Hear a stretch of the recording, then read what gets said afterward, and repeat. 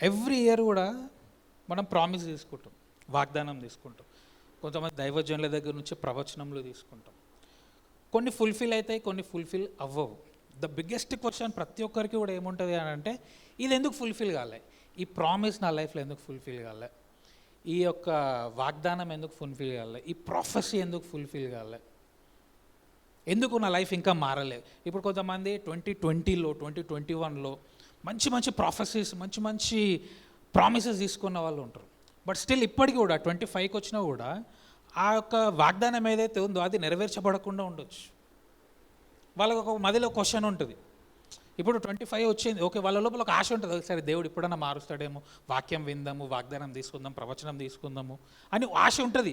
But లోపల ఇంకేముంటుంది అంటే డౌట్ కూడా ఉంటుంది. నేను 2-3 ఇయర్స్ బ్యాక్ తీసుకున్నవి కూడా ఇంకా నెరవేర్చబడలే, ఇప్పుడు మాత్రం ఏం నెరవేర్చబడుతుంది. ఒక మైండ్లో ఒక బ్యాటిల్ జరుగుతూ ఉంటుంది అనమాట. వినాలా, ఇది అసలు జరుగుతుందా జరగదా, ఫుల్ఫిల్ అవుతుందా కాదా. సో ఏమవుతుంది అని అంటే, ఎఫర్ట్స్ పెట్టాలనుకుంటారు మనుషులు వాగ్దానాన్ని నమ్మడానికి, ప్రామిస్ని నమ్మడానికి, కానీ ప్రామిస్ని నమ్మలేకపోతూ ఉంటారు. ఆ 100% నమ్మకము, ఫెయిత్ అనేది బిల్ట్ అవ్వదు because of the past experiences. ఎప్పుడైనా కూడా ఒక మనిషికి గతంలో ఉన్నటువంటి అనుభవము ప్రజెంట్లో పనిచేస్తుంది అని అంటే, వాడి లోపల గతంలో జరిగిందే జరుగుతుంది కానీ కొత్తగా జరగదు. నువ్వు ఎప్పుడైనా కూడా గతము గురించి మాట్లాడుతున్నావు అనుకో, గతంలో జరిగిన ప్రవచనం, గతంలో నెరవేర్చబడనివి, గతంలో నీ జీవితం బాగలేనిది, ఇవే నువ్వు ఎక్కువ కేంద్రీకరిస్తున్నట్లయితే, వాటి మీద నీ ఆలోచన ఉంటే నీకు ఏమవుతుంది అని అంటే, గతములాగానే ప్రస్తుతం కూడా మారుతుంది కానీ ప్రస్తుతము చేంజ్ కాదు, ఫ్యూచర్ చేంజ్ కాదు. అందుకోసమే దేవుడు ఒక మాట అన్నాడు, యేసయ్య ఏమన్నాడు అంటే, లోతు భార్యని జ్ఞాపకం చేసుకో. ఎందుకు? లోతు భార్య ఏం చేసింది? వెనుకకి తిరగొద్దు అని దూత చెప్పినప్పుడు కూడా వెనుకకి తిరిగింది, ఉప్పు స్తంభమై ఆగిపోయింది. సో దేవుడు ఏంటిది అంటే, వెనుకకి చూడొద్దు. నువ్వు దేవుని నమ్ముకున్నట్లయితే, దేవుని వాగ్దాన విషయంలో కానీ, దేవుని ప్రవచన విషయంలో కానీ, ఒక వర్డ్ దేవుని దగ్గర తీసుకున్నప్పుడు నువ్వు ముందుకే వెళ్ళాలా కానీ నువ్వు వెనుకకి చూడొద్దు. అరే మళ్ళీ ఆ టైంలో ఇట్లా జరిగింది కదా, అప్పుడు ఇట్లా జరిగింది, నేను లాస్ట్ ఇయర్ ఈ టైంకి నేను బాధపడుతున్నా. ఇప్పుడు కొన్ని డేస్ ఉంటాయి, కొంతమంది డేస్ దగ్గర స్టక్అప్ అవుతారు. ఇప్పుడు January 12th వచ్చింది అని అనుకో, లాస్ట్ ఇయర్ ఏదైనా జరుగుంటే ఆ డేట్ దగ్గర స్ట్రక్ అవుతారు. April 13th వచ్చింది అని అనుకో, ఆ డేట్ దగ్గర స్ట్రక్ అవుతారు. ఆ డే బ్యాడ్ జరిగింది కాబట్టి. గుడ్ జరిగినా సరే, ఒకవేళ మంచి జరిగినా కూడా లాస్ట్ డేట్, ఇప్పుడు ఈ డేకి మంచి జరిగింది కాబట్టి అది గుర్తు చేసుకోవడం. ద మోర్ మనుషులు ఏం గుర్తుపెట్టుకుంటారంటే, గతంలో జరిగిన బ్యాడ్ థింగ్స్ గుర్తుపెట్టుకుంటారు. సో బ్యాడ్ థింగ్స్ అనేవి నువ్వు ఎప్పుడైతే క్యారీ చేస్తూ ఉంటావో, ఆ లాస్ట్ టైం జరిగినవి మళ్ళీ జరుగుతాయి. హల్లెలూయా. సో నజరేయుడైన యేసుక్రీస్తు నామంలో గతంలో జరిగినది ఏది ఈ సంవత్సరంలో జరగడానికి వీల్లేదు. కొన్ని ఎందుకు ప్రవచనములు, ఎందుకు వాగ్దానములు నెరవేర్చబడవు అంటే, బికాస్ ఆఫ్ ద బిటర్నెస్.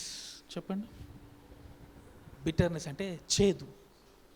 జీవితము చేదుగా ఉండడం, చేదు అనుభవములు ఉండడం, చేదైన మనుషులు ఉండడం, అటువంటి మనుషులతో సహవాసం చేయడం, అటువంటి మనుషులతో రిలేషన్లో ఉండడం. హల్లెలూయా.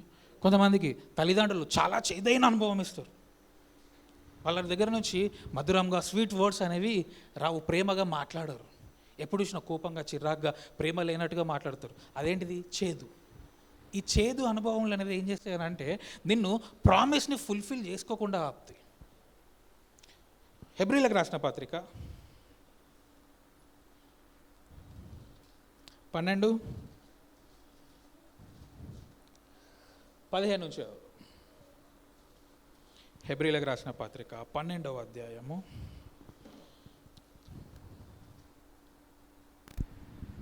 15.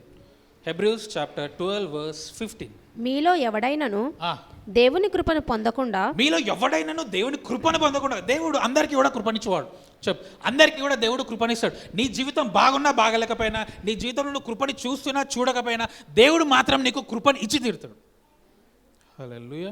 గివర్లో ఎటువంటి ప్రాబ్లం ఉండదండి, రిసీవర్లోనే ప్రాబ్లం ఉంటుంది. గివర్లో ప్రాబ్లం ఉండదు, దేవుడు ఇచ్చువాడు, ఇచ్చువాన్లో ఎటువంటి సమస్య ఉండదు, రిసీవర్ లోపలనే ప్రాబ్లం ఉంటుంది. ఎందుకంటే దేవుడు కృపనిస్తాడు, కృపని తీసుకొని వాడు ఎట్లుంటాడు అంటే, ఆల్రెడీ వాడు చేతితో నింపుకొని ఉంటాడు, ఒక బిటర్నెస్తో ఉంటాడు. సో ఇదేమైతే తెలుసా, ఈ కృపని వాడు రిసీవ్ చేసుకోలేడు. చదవం.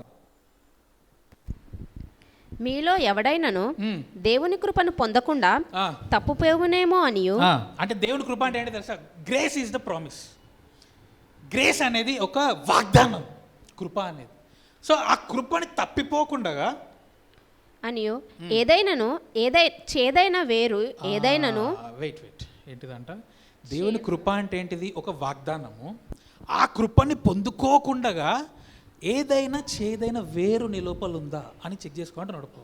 అంటే కృపను ఏమాపుతుంది? బిటర్నెస్. ప్రామిస్ని ఏమాపుతుంది? బిటర్నెస్. చేదు అనుభవములు, చేదైన జీవితం, చేదైనటువంటి మనుషులతో ఉన్నటువంటి అనుభవం. హల్లెలూయా. అంటే వాగ్దానముని ఆపేంత శక్తి దేనికి ఉంది అంటే చేదుతనంకు ఉంది. హల్లెలూయా. అంటే bitterness is greater than the ప్రామిసా? కాదు. But people carry the bitterness more than the promise. వాగ్దానము కంటే కూడా వాళ్ళు చేదుని క్యారీ చేస్తారు కాబట్టి ఆ యొక్క బిటర్నెస్కి, ఆ యొక్క చేదుకి ఆ యొక్క ప్రామిస్ అనేది నెరవేర్చబడకుండా ఆగుతుంది. చదవమ్మా, మొదటి నుంచి చదువు మళ్ళీ.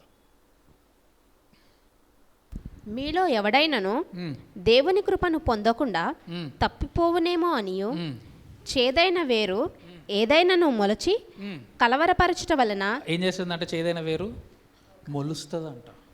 అంటే ఎక్కడి నుంచి మొదలవుతుంది? లాస్ట్ వీక్ చెప్పిన రూట్ కాజెస్. ఏదైనా కూడా ఏంటిది అంటే మొలుస్తుంది ఫస్ట్. ఏదైనా చేదైన వేరు మొలుచునేమో అని చూసుకో అని అంట. అంటే చేదైన వేరు ఇప్పుడు ఒక పెద్ద చెట్టు అనుకుంటుకో, పడగొట్టడము, కొట్టడము, చంపడము కొంచెం కష్టం.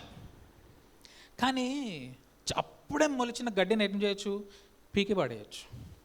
కానీ ఇక్కడ పౌలు ఏమంటున్నాడు అని అంటే అప్పుడే మొలిచినటువంటి ఆ యొక్క దాన్ని కూడా అది కూడా వాగ్దానాన్ని ఆపుతుంది, నీ కృపని ఆపుతుంది, నీ యొక్క గ్రేస్ని ఆపుతుంది. కృపను పొందుకోకుండా నిన్ను ఆపుతుంది. ఏం ఆపుతుంది నిన్ను? నీ ప్రామిస్ని ఫుల్ఫిల్ చేసుకోకుండా చేదు.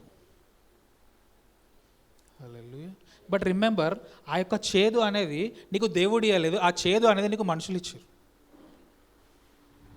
బట్ మనుషులు ఎక్కడో తప్పిపోతారు అని అంటే ఆ చేదు దేవుని దగ్గర నుంచి వచ్చిందేమో అనుకుంటారు. బట్ చేదు అనేది ఎప్పుడు కూడా దేవుని యొక్క వెపన్ కాదు.